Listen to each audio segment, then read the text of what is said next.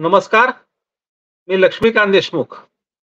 सध्या लोकसभाचा प्रचार ऐन भरात आहे आणि या मागील 2-3 दिवसामध्ये 2 महत्त्वाच्या घटनांनी संबंध देशाचं लक्ष वेधलं गेलेलं आहे. त्यात 2 घटना आहेत यौन शोषणाच्या म्हणजे स्त्रियांच्या लैंगिक शोषणाचा.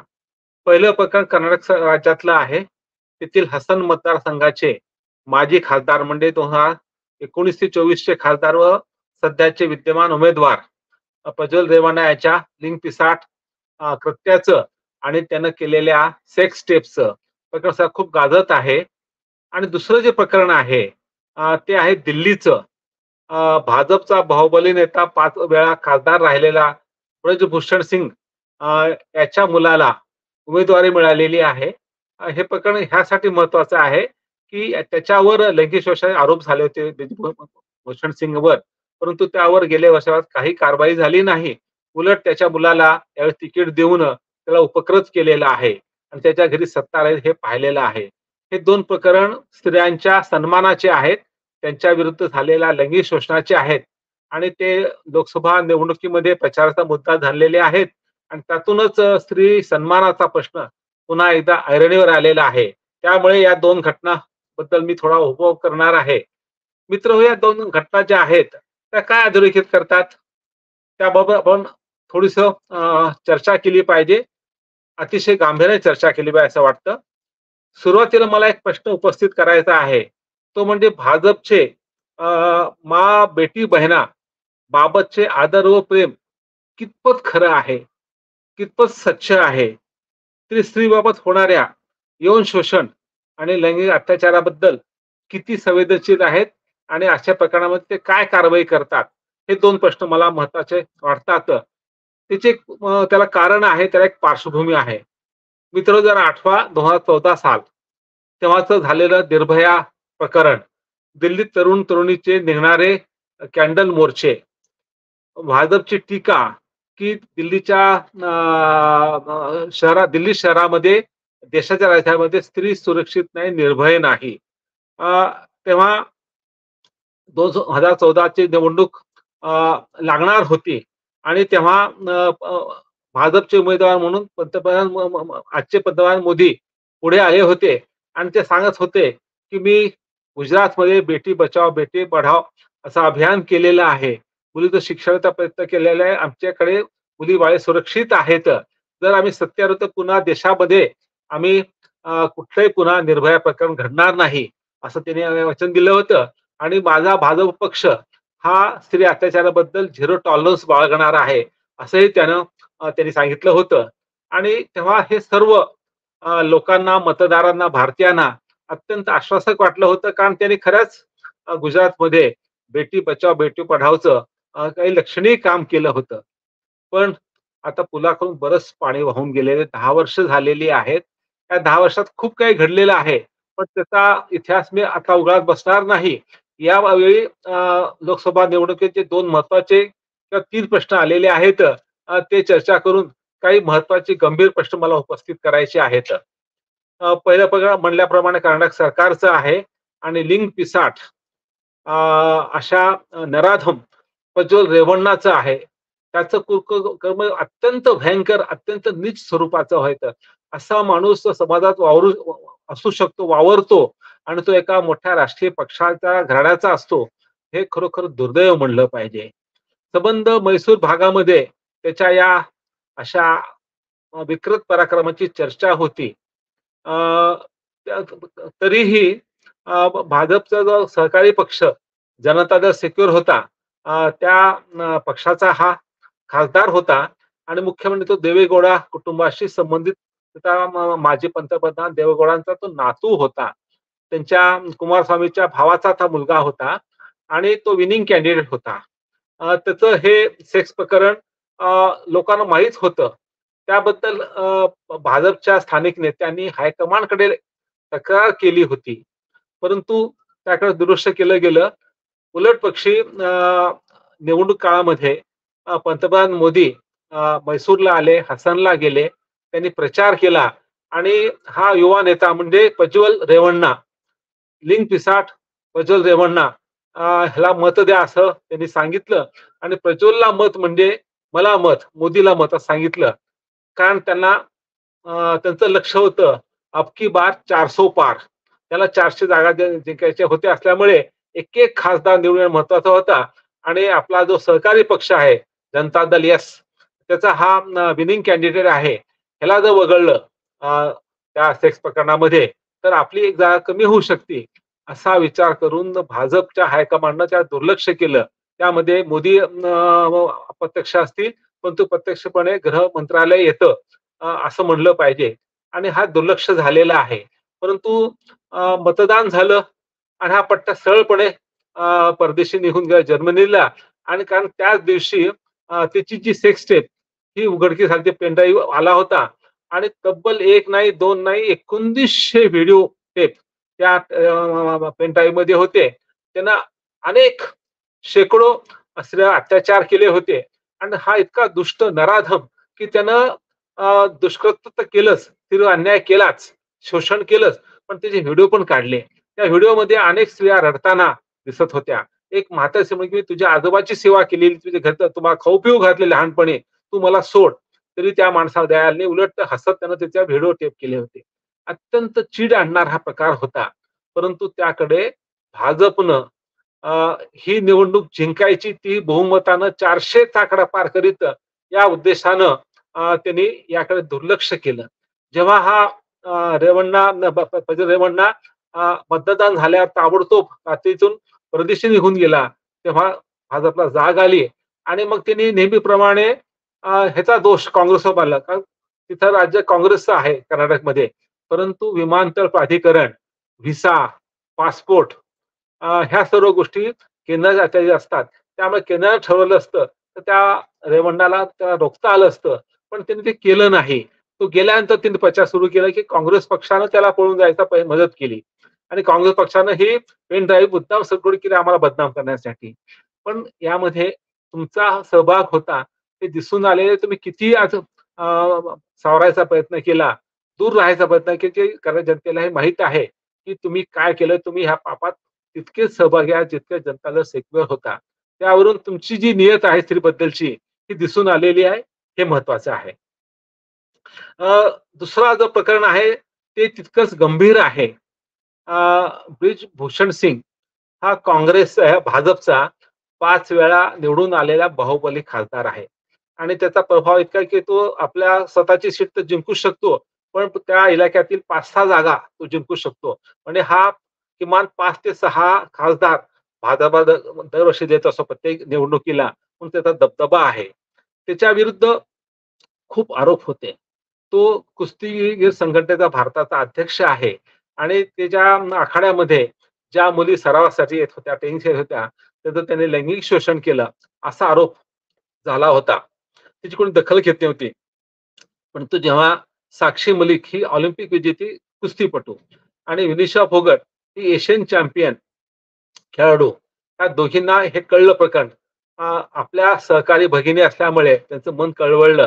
त्यांनी त्या दोघींनी आणि त्यांना साथ दिली बजरंग पुनिया या उमद्या स्त्री पुरुष समता मानणाऱ्या खेळाडूनं, कुस्तीगीरानं या तिघांनी आवाज उठवला ह्या ब्रिजभूषण सिंगच्या विरुद्ध आणि जाहीरपणे सांगितलं की हा लैंगिक शोषणाचा आरोपी आहे. ह्यानं अनेक मुलींचं शोषण केलेलं आहे. त्याच्यामुळे अनेक चांगले पालक आपली मुलगी उत्तम खेळाडू होऊ शकते असं त्या ट्रेनिंगला पाठवत आहेत, कारण त्यांना आपली मुलगी सुरक्षित वाटत नाही.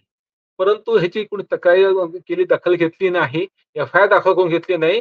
एफ-आय-आर दाखल करून काय हे सांगण्यासाठी ह्या तिघांना साक्षी मलिकला, विनिशा फोगटला आणि बजरंग पुनियाला सुप्रीम कोर्टात जावं लागलं. सुप्रीम कोर्ट फटका मारला तेव्हा दिल्ली पोलिसांनी तक्रार नोंदवून घेतली. पण पुढे तपास ढिला केला. आता आपण फारसं काही तपासच केला नाही. काही चौकशी झाली नाही. चौकशी झाल्यामुळे आरोप सिद्ध होणार नाहीत. त्यामुळे आज हा ब्रिजभूषण सिंग लिंग पिसाट प्रज्वल सारखाच उजळ माथ्यावर फिरत आहे आणि त्याच्या मुलाला तिकीट दिलेलं आहे. जर संदेश खाली बंगालचं सुरू झालं नसतं तर ह्याला तिकीट नक्कीच मिळालं असतं. परंतु त्याच्या घरात सत्ता राहिलेली आहे. जसं कुस्ती महासंघात त्याचा चेला निवडून आलेला आहे. त्यामुळे कुस्ती संघ घ्या किंवा खासदारकी घ्या ती त्याच्या घरातच आहे. त्यामुळे आजही त्याचा प्रभाव आहे. हम कल भी निर्विवाद थे और आज भी हम निर्विवाद आहे, असं त्यानं दरपुक्ती काढली होती. म्हणजे लक्षात घ्या, ह्या दोन्ही प्रकरणामध्ये या दोन्ही लिंगपेशा माणसांना आपण जे केले ते दुष्कर्म आहे, त्याचा आता पश्चाताप होत नाहीये. हे अतिशय वेदनादायक आहे, संतापजनक आहे, चीड आणणारं आहे. अ, तिसरं जे प्रकरण उद्भवलं ते बंगालमध्ये संदेश खालीचं. तिथेही असे अत्याचार झाले होते आणि जेव्हा ही बातमी कळली, लगेच पंतप्रधानांनी ज्यांनी प्रज्वल रेवणाबद्दल फारसं शांत होते. भूषण सिंह त्यांनी पाठीशी घातलं होतं. परंतु संदेश खालीचं प्रकरण आलं, ताबडतोब पंतप्रधान ऍक्टिव्ह झाले आणि ते टीकेची राळ सुरू केली.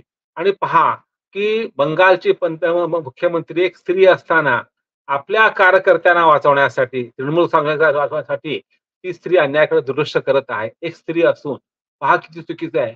आणि मुख्य म्हणजे तो त्यांचा कार्यकर्ता होता आणि ह्यांच्या दृष्टीनं अधिक महत्वाची बाब म्हणजे तो मुस्लिम होता. मुस्लिम तृणमूल कार्यकर्त्यांना हिंदू महिला अत्याचार केले म्हणून त्याला त्या अत्याचाराला त्यांनी वेगळा कलर द्यायचा प्रयत्न केला आणि टीकेची राळ सुरू वडवायचा प्रयत्न केला. मित्रांनो, हे प्रकरण खरंच गंभीर आहे. त्याकडे ममता बॅनर्जीचं दुर्लक्ष झालेलं आहे, हे मान्य केलंच पाहिजे. त्यांनी कठोर कारवाई केली पाहिजे, त्यात दुमत नाही. या प्रकरणाचा सारा निषेध केला पाहिजे. मी पण ह्यापूर्वी निषेध केला होता. आजही ह्या व्हिडिओमध्ये आपल्या साक्षात निषेध करत आहे. परंतु त्याच वेळी हे प्रकरण किती गंभीर आहे हे मान्य केलं तरी भाजपचं जे दुटप्पी वर्तन आहे ते मात्र विसरता येत नाही. एकीकडे तुम्ही प्रज्वल रेवण्णा ह्याचं दुष्कृत्य विसरता, आपल्या पक्षाचा बाहुबली नेता ब्रजभूषण सिंगाचे अत्याचार विसरता आणि बंगालच्या ममता बॅनर्जीच्या राज्यामध्ये जे घडलेलं आहे त्याबद्दल तुम्ही राळ करता. म्हणजे तुमची दुटप्पी नीती ही दिसून येते आणि हे बरोबर नाहीये. परंतु भाजपचं सर्वात अलीकडच्या काळातलं संतापजनक कृत्य म्हणजे मणिपूरचं कडे होणारं दुर्लक्ष. परवाच 3 मे होऊन गेलेली मागच्या आठवड्यामध्ये आणि मागच्या वर्षी 3 मेला तेथील 2 कुकी महिलांची मैती समाजाच्या लोकांनी नग्न अवस्थेत धिंड काढली होती. त्याचा व्हिडिओ व्हायरल झाला होता आणि संबंध देश हादरून गेला होता. जगात ही चर्चा झाली होती. परंतु अत्याचार करणारे मैती समाजाचे होते. मैती समाजाची बहुसंख्या आहे. मैती हे हिंदू वैष्णव समाजाचे आहेत, म्हणजेच भाजपाला जास्त जवळचे आहेत आणि कुकी ख्रिश्चन असल्यामुळे त्याला परके वाटतात. कारण ते नेहमीच हिंदू मुस्लिम आणि हिंदू ख्रिश्चन असं भेदभाव करतच असतात. आणि त्यांचा जो मुख्यमंत्री आहे वीरेंद्र सिंग, हा मैत्री समाजाचा आहे आणि त्यानं सरळ पक्षपात करत मैत्री समाजाची बाजू घेतली आणि कुकीने झाल्या अत्याचारात दुर्लक्ष केलं. गेले वर्षभर या 2 स्त्रिया आपल्या अन्याया कशी वाचा फुडेल आणि त्याला दाद मिळणार की नाही, आपल्या अन्यायाचं परिमार्जन होणार की नाही, अशी त्यांची प्रतीक्षा आहे. त्या न्यायाची प्रतीक्षा करत आहेत. परंतु हा विरोध धिम्म आहे. खरं तर दुसरा कुठलाही पंतप्रधान असता त्यानं या मुख्यमंत्र्याला सरळ बडतर्फ केलं असतं. परंतु तो आपल्या पक्षाचा आहे आणि हिंदू समाजाचा आहे आणि अत्याचार मुस्लिम ख्रिश्चनाबाबत घडलेला आहे. त्यामुळे त्याला फारसं तर लक्ष द्यावं वाटलं नाही. असं जर म्हणलं तर चुकीचं होणार नाही आणि हे अत्यंत अस्वस्थ आहे. मणिपूर प्रांत हा सीमापार आहे, पलीकडे म्यानमार आहे, जवळ चायना आहे, बांगलादेश आहे. असं राज्य अस्थिर राहणं आणि 2 समाजामध्ये उभीफूट पडणं आणि तेही अशा घिरवण्या प्रकरणामध्ये हे अत्यंत चुकीचं आहे. त्यावर आवाज उठवला पाहिजे. परंतु केंद्र सरकार, मोदी सरकार, स्वतः पंतप्रधान मोदी, गृहमंत्री हे मौन बाळगून आहेत, काही बोलत नाहीत. मणिपूरवर त्यांनी बोलावं म्हणून विरोधी पक्षांनी अविश्वास ठराव आणला. तेव्हा कुठे मोदींना वर्षानंतर तोंड उघडावं लागलं. ते त्यांनी फक्त 1.5 तासामध्ये फक्त 1.5 मिनिटं देखील मणिपूरवर बोलले नाहीत. म्हणजे हे एका संतापाची परिसीमा व्हावी असा हा प्रसंग आहे असं वाटतं मला. आणि यामधून भाजपचं आणि मोदी सरकारचं जे स्त्रीबद्दलचं वर्तन आहे ते अत्यंत परंपरागत आणि स्त्रीला सन्मान न देणार आहे असं मला वाटतं. या साऱ्या प्रकरणाचा जर लसावी काढला तर भाजपची पुरुषी मानसिकता दिसून येते. कोठार सदैव त्यांच्या स्त्रीला देवी मानण्याची भाषा असते. पण पक्षहिताचा प्रश्न आला, मताचा प्रश्न आला, संख्येचा प्रश्न आला, निवडणुकीचा प्रश्न आला, की त्याला स्त्री ही देवी आहे, पूजनीय देवता आहे, हे आपल्या बोलण्याचा विसर पडतो आणि ते त्या स्त्रीवर होणारा अन्याय, अत्याचारकडे दुर्लक्ष करतात आणि आपला जो प्रभावशाली नेता किंवा कार्यकर्ता आहे, जो निवडून येऊ शकतो, आपल्याला मतदानमध्ये मतदान करू शकतो किंवा मदत करू शकतो, अशा बाहुबली नेत्याला ते संरक्षण देतात, अभय देतात आणि त्याच्या या अत्याचाराकडे दुर्लक्ष करतात. आणि तो करत असताना ते हे विसरतात, की आपल्या पक्षाचं धोरण किंवा आपण जे बोललो होतो, की स्त्री सन्मानासाठी आमचं सर्वोच्च प्राधान्य आहे आणि स्त्री अन्यायाबद्दल आपल्या पक्षाची नीती झिरो टॉलरन्सची आहे, याचा विसर पडतो. खरं तर सारेच राजकीय पक्ष या पुरुषी मानसिकतेमधून आणि मताच्या खेळाच्या राजकारणातून मुक्त नाहीत. अगदी काँग्रेस देखील त्यातून सुटलेला नाही. जरा आठवा, जेव्हा कंगना रनौत या सिने अभिनेत्रीला अ, मंडी या मतदारसंघातून भाजपनं उमेदवारी दिली, तेव्हा काँग्रेस पक्षाच्या राष्ट्रीय प्रवक्त्या सुप्रिया श्रीनेट ही महिलाच आहे. हिने एक ट्विट केलं आणि त्या ट्विटमध्ये तिनं ही सिनेमात काम करत असते कंगना रनौत, तिचा एक बिकिनीतला एक अर्धंग फोटो टाकला आणि एक असं वाक्य टाकलं, "आजकल मंडी में क्या भाव चल रहा है? मंडी बाजार में आजकल क्या भाव है?" म्हणजे सरळ-सरळ त्यांनी तिला वेश्या म्हणत तिचा भाव काय आहे, इथपर्यंत ह्या प्रवक्त्याची मजल गेली होती. म्हणजेच काँग्रेस घ्या किंवा भाजप घ्या किंवा अन्य पक्ष, सभाजू पक्ष. आठवा ते उद्गार मुलायम सिंगचे, लडकियों से गलती हो जाती है. एका हे प्रकरणात त्यांनी उद्गार काढले होते. तेव्हा आपण खूप टीका केली होती. कारण हे सारे पक्ष पुरुष प्रधान आहेत. त्यांचे सर्वोच्च नेते पुरुष आहेत आणि त्यांना त्यांची जी मानसिकता आहे, हिंदू मानसिकता आहे, त्यामधून ते मुक्त नाहीत. त्या मानसिकतेमध्ये पुरुष वरचढ असतो आणि स्त्री दुय्यम असते. हा त्याचा खरा अर्थ आहे. अ, पण सर्व पक्ष जरी जबाबदार असले, तरी आज देशामध्ये भाजप केंद्रात सत्तेवर 10 असून आहे आणि निम्म्यापेक्षा जास्त राज्यामध्ये सत्तेवर आहे. आणि ह्या दीर्घ काळामध्ये त्यांनी असे अनेक अत्याचारी माणसांना अभय दिलेलं आहे आणि उच्च स्थान दिलेलं आहे. 2014 ते 19 ह्या पहिल्या टर्ममध्ये मोदी सरकारच्या मंत्रिमंडळामध्ये निहालचंद नावाचा राजस्थानचा एक मंत्री होता. त्याच्यावर त्याच्या राज्यामध्ये बलात्काराचा गुन्हा दाखल झाला होता आणि हा फरार होता. मंत्री असूनही फरार होता, पोलिसांना सापडत नव्हता आणि मोदी त्याला मंत्रिपदावरून कमी करत नव्हते. असं 2 वर्ष हा माणूस मोदींच्या मंत्रिमंडळात काम करत होता. त्यांचे दुसरे एक मंत्री होते स्वामी चिन्मयानंद. स्वामी बरं का, भगवे घातलेले. त्यांनी देखील असा लैंगिक अत्याचार केलं होतं आणि त्या पीडित महिलेनं तक्रार केली होती. तरी हे मंत्रिमंडळामध्ये मोदी सरकारच्या मंत्री म्हणून त्यांच्या मांड्या मांड्यावर बसत होते. किती चुकीचं आणि किती अन्यायी वर्तन आहे. त्या मोदी सरकारचे किंवा मोदी साहेबांचे आवडते मुख्यमंत्री कोण? ते योगी आदित्यनाथ. उत्तर प्रदेशचे भगवे कफनधारी घालणारे संन्यासी असलेले अ, योगी आदित्यनाथ हे मुख्यमंत्री. त्यांच्या मंत्रिमंडळामध्ये देखील एक सेंगर नावाचा दीपक सेंगर नावाचा, कुलदीप सिंग नावाचा एक मंत्री होता. त्यानं एका मुलीवर अत्याचार केला होता. त्या मुलीची मुलगी आणि ती आई-वडील दाद मागत होते. तरी हा अ, त्यांच्या नाकावर टिचून आणि कुणाच्या टीकेची पर्वा न करत विरोधी पक्षाच्या तो मंत्रिमंडळात काम करत होता. हे तिन्ही प्रकरण काय दाखवतात, की हे 3 मंत्री होते आणि हे बाहुबली होते, निवडून आलेले होते, प्रभावी होते. म्हणून त्यांचा अत्याचाराकडे, स्त्री अत्याचार दुर्लक्ष करायचे. ही जी प्रवृत्ती दाखवली भाजपनं ती अत्यंत निंदनीय होती आणि त्याचीच पुनरावृत्ती आज या 2 प्रकरणात घडत आहे.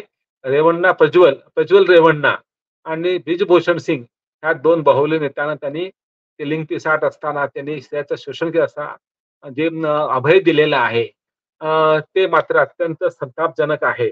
म्हणून मला असं वाटतं, की ह्याबद्दल आपण गांभीर्यानं विचार केला पाहिजे. खरं तर पंतप्रधान मोदींनी लाल किल्ल्यावर भाषण करताना पालकांना सुनावलं होतं. तुम्ही मुलीला सांगता कसं वागावं, कसं वागू नये. परंतु तो मुलगा उशिरा घरी येतो, मध्यरात्रीतून बाहेर हिंडत असतो.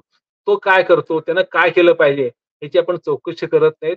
म्हणजे तुम्ही चौकशीकडे लक्ष ठेवा आणि त्याला मुलीचा, स्त्रीचा सन्मान करायला सांगा. खरोखर त्यांचे हे बोल अतिशय महत्त्वाचे होते आणि परखड होते आणि ते वस्तुस्थितीला धरून होते. ते ऐकताना मला वाटलं खरंच मोदी हे सेन्सिटिव्ह आहेत, संवेदनशील आहेत स्त्रीबद्दलचे. त्यांनी गुजराती दाखवून दिले बेटी बचाओ, बेटी पढाओमध्ये. परंतु त्याचा त्याला आता विसर पडलाय की काय? असं वाटावं अशी परिस्थिती आहे. उत्तरोत्तर त्यांच्या मंत्रिमंडळामध्ये, त्यांच्या पक्षामध्ये असे स्त्रीवर अत्याचार करणारे लोकांची संख्या वाढत चालली आहे. त्यांना अभय तर मिळतं, पण त्यांना उच्च स्थानही दिलं जातं. त्याला तिकीट दिलं जातं, ते निवडून येऊ शकतात. अशी परिस्थिती निर्माण केली जाते. हे मात्र अत्यंत खेदजनक आहे. परंतु आपण त्यांना दोष देऊन तर काय फायदा आहे? ह्या अशा लिंगपिसाट माणसाला आपण निवडून देतो ना, मतदार निवडून देतात ना, मग आपले कर्तव्य नाही का? जर आपल्याला माहीत आहे, की हा उमेदवार लिंगपिसाट आहे, स्त्रीवर अन्याय करणारा आहे. तर तर बाकी 10 गोष्टी चांगल्या असतील कदाचित. त्याला आपण निवडून का दिलं पाहिजे? हा खरा प्रश्न आहे. म्हणून मला असं वाटतं, की आपल्याला ह्याचा विचार केला पाहिजे. भाजपनं विचार केला पाहिजे. भाजपचे जे महान नेते अटल बिहारी वाजपेयीची सर्व आठवण करतात. ते एकदा म्हणाले होते, की "सरकारें आती रहेंगी, जाती रहेंगी. पक्ष जिंकेल, पक्ष हरेल, पण देशाचा सन्मान कायम राहायला पाहिजे. देशाची मान नेहमी उंच राहिली पाहिजे आणि देशाची मान तेव्हाच उंच राहू शकते, जेव्हा स्त्रीचा सन्मान केला जातो आणि स्त्री अत्याचाराबद्दल झिरो टॉलरन्स बाळगला जातो आणि कठोरात कठोर शिक्षा केली जाते. कुठलंही पुन्हा निर्भया घडणार नाही, ह्याची काळजी घेतली पाहिजे. त्यासाठी काम केलं पाहिजे. ही जर पक्षाची नीती असेल आणि ती खरी नीती असेल, कठोर नीती असेल, तर तो पक्ष स्त्रीचा कैवारी मानला जातो. असा पक्ष निश्चितपणे आज भाजप वाटत नाही. इतर पक्षही कमी अधिक प्रमाणात दोषीच आहेत, असं म्हणलं पाहिजे. कारण शेवटी हे सर्व पक्ष पुरुषी मानसिकतेचे आहेत.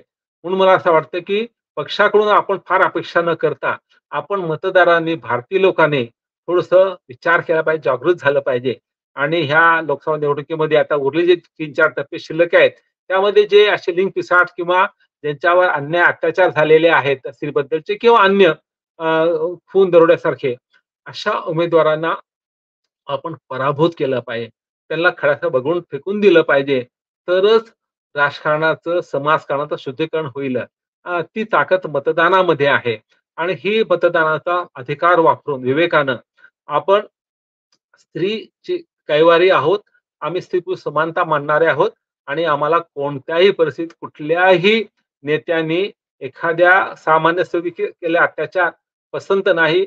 आम्ही तो सहन करणार नाही. हा संदेश द्यायची वेळ आलेली आहे. त्याबद्दल आपण विचार केला पाहिजे, असं मला शेवटी सांगावसं वाटतं. बस आज इथंच मी थांबतो. धन्यवाद.